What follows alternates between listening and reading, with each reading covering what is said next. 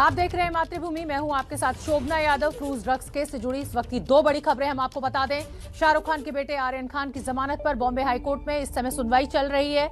NCB के वकीलों ने आर्यन खान की जमानत का विरोध करते हुए कोर्ट में तगड़ी दलीलें रखी हैं। एनसीबी ने कहा है कि आर्यन 2 साल से ड्रग्स का सेवन कर रहा है। एनसीबी आर्यन समेत तीनों आरोपियों की जमानत का विरोध कर रही है। आर्यन खान 7 अक्टूबर से आर्थर रोड जेल में बंद है।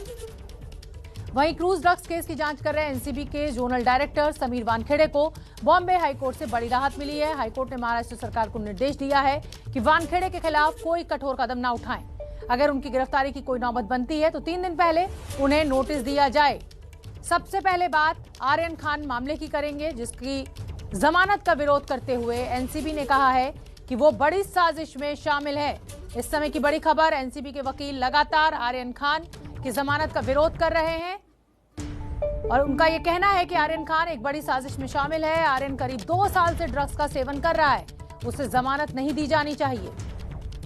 हालांकि बीते 2 दिन से लगातार इस पूरे मामले पे जिरह चल रही है। आर्यन खान के वकील का यही कहना था कि ना तो कंजम्पशन किया है ना पोजेशन, इसलिए आर्यन खान को जमानत मिलनी चाहिए। और जितेंद्र दीक्षित मेरे सहयोगी बॉम्बे हाईकोर्ट के बाहर मौजूद हैं, उनसे जान लेते हैं क्या कुछ चल रहा है इस समय कोर्ट में। जितेंद्र दीक्षित, क्या अपडेट इस समय तक की कार्रवाई जो कोर्ट में हुई है? देखिए, 3 बजे आज दोपहर को कोर्ट की कार्रवाई शुरू हुई और कल जो बचाव पक्ष के वकीलों ने, यानी कि आर्यन खान और बाकी के जो दोनों आरोपी हैं, उनके वकीलों ने जो तमाम दलीलें रखी थी, उनका आज एनसीबी के वकील एएसजी अनिल सिंह विरोध कर रहे हैं और पुरजोर तरीके से इस बात का विरोध किया है कि आर्यन खान और बाकी के दोनों आरोपियों को जमानत दी जानी चाहिए। इसमें कई सारी बातें उन्होंने कही हैं। जो तर्क रखे गए थे बचाव पक्ष के वकीलों की तरफ से, तो उसके बारे में इन्होंने कहा है कि भले ही आर्यन खान के पास से ड्रग्स ना बरामद हुए हों, लेकिन इसका मतलब ये नहीं है कि वो ड्रग्स सिंडिकेट का हिस्सा नहीं थे या उनके प्रदर्शन में ड्रग नहीं थे। उनके साथ में जो अरबाज मर्चेंट, जो उनका दोस्त था, उसके पास से ड्रग्स बरामद हुए हैं और इनके व्हाट्सएप चैट से पता चलता है कि ये लोग एक ही सिंडिकेट का हिस्सा हैं। और साथ में एक बड़ी बात अहम ये कही गई अदालत में कि बीते 2 सालों से आर्यन खान ड्रग्स ले रहा था और इसके साथ साथ व्हाट्सएप चैट्स भी कहा गया कि ये सारी बातें व्हाट्सएप चैट में सामने आई हैं। तो जज ने ये कहा कि आप हमें व्हाट्सएप चैट दिखाइए। तो ऐसे में एनसीबी की ओर से कहा गया कि थोड़ी देर बाद में व्हाट्सएप चैट्स उनके सामने पेश किए जाएंगे। तो इस तरह से एक एक करके जो तमाम दलीलें रखी गई थी बचाव पक्ष की तरफ से, उनको खारिज किया जा रहा है नारकोटिक्स कंट्रोल ब्यूरो के एडवोकेट अनिल सिंह की तरफ से। और आज के दिन अभी 10 से 15 मिनट में हम उम्मीद कर रहे हैं कि वो अपने आर्ग्यूमेंट्स कंक्लूड कर लेंगे, अपनी जगह पूरी कर लेंगे और उसके बाद देखना ये होगा कि अदालत क्या आज ही फैसला सुना देती है जमानत पर, या कल के लिए टालती है, या फिर फैसले को रिजर्व रखती है।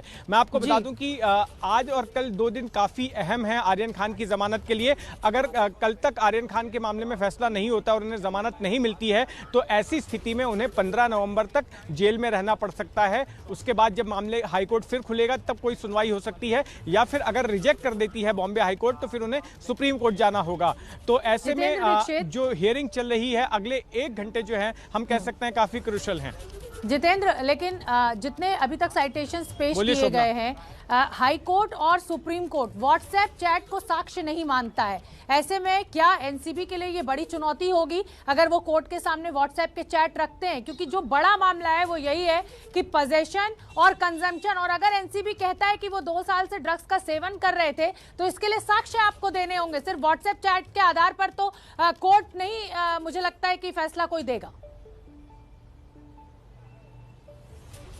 देखिए, ये सारी बातें जो है व्हाट्सएप चैट्स एडमिसिबल हैं या नहीं हैं, ये सारी बातें जो है ट्रायल स्टेज पर आएंगी। लेकिन अभी चूंकि जमानत की बात है तो ऐसी स्थिति में व्हाट्सएप चैट्स का आधार बनाकर नारकोटिक्स कंट्रोल ब्यूरो ये बात कर रही है। यहाँ पर एक और अहम बात जो बचाव पक्ष की ओर से उठाई गई थी वो ये थी कि जब आर्यन खान को पकड़ा गया तो ना तो उसका ब्लड टेस्ट कराया गया और ना ही उसका यूरिन टेस्ट कराया गया। तो किसी तरह से कि उसने कंज्यूम किया था, ये बात जो है नारकोटिक्स कंट्रोल ब्यूरो ने नहीं सामने रखी है। तो ऐसे में नारकोटिक्स कंट्रोल ब्यूरो की सफाई ये है कि जब एक बार ड्रग हासिल कर लिया गया, ड्रग जब्त कर लिया गया, तो उनको इसकी ज़रूरत ही नहीं लगी और इसलिए ये तमाम टेस्ट नहीं कराए गए थे। तो जहां तक व्हाट्सएप चैट का सवाल है, तो व्हाट्सएप चैट के बारे में कोलैबोरेट करने के लिए जब ये ट्रायल स्टेज में बात आएगी तो सिर्फ व्हाट्सएप चैट पर ही निर्भर नहीं रहा जा सकता है। व्हाट्सएप चैट में जो बातें निकलकर सामने आ रही हैं उसको कोलैबोरेट करने के लिए, उसका समर्थन करने के लिए कुछ और भी तथ्य और भी सबूत पेश करने होंगे नारकोटिक्स कंट्रोल ब्यूरो को, तब इस मामले में कन्विक्शन हो सकता है। लेकिन जहां तक जमानत का मामला है,